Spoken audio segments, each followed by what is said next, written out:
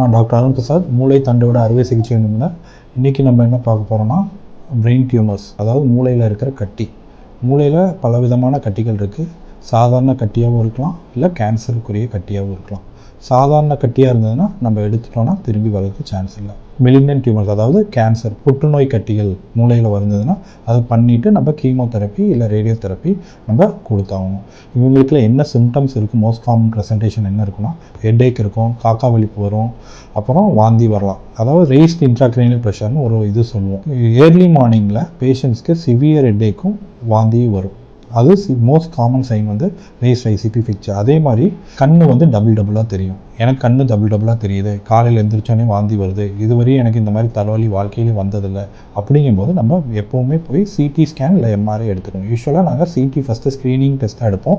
CD brain எடுக்கும்போது அதில் ஏதாவது கட்டி மாதிரி தெரிஞ்சால் மட்டுமே நாங்கள் எம்ஆர்ஐ ஸ்கேன் எடுப்போம். அப்படி எம்ஆர்ஐயில் வந்து கட்டின்னு வந்துருச்சுன்னா அந்த கட்டி என்ன விதமான கட்டின்னு நம்ம ஸ்கேனை வச்சே சொல்லிட முடியும் முக்கால்வாசி. பட் பயாப்சி தான் நம்மளுக்கு கன்ஃபர்மேட்டரி டெஸ்ட்.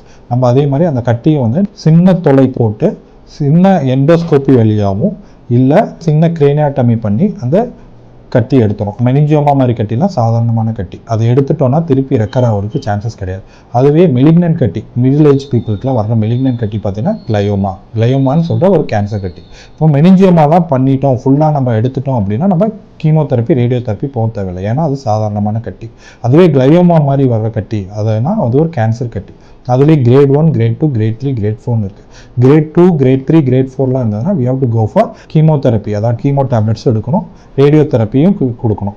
ரேடியோ தெரப்பி கொடுத்தா தேர் சர்வைவல் வில் பிகம் பெட்டர். மூளை கட்டியா ஐயோ ஏதோ எந்த பிரச்சனையாவது வருமா அப்படின்னு பயப்படவும் தேவையில்லை. இப்போ இந்த மாதிரி ஃபெசிலிட்டிஸ் எல்லாமே எங்கள் ரத்னா குளோபல் ஹாஸ்பிட்டல் நல்லபடியாக பண்ணிகிட்ருக்கோம். அதனால் நீங்கள் வந்து நல்லபடியாக ட்ரீட்மெண்ட் எடுத்து பயனடையுமாறு கேட்டுக்கொள்கிறேன். தேங்க்யூ.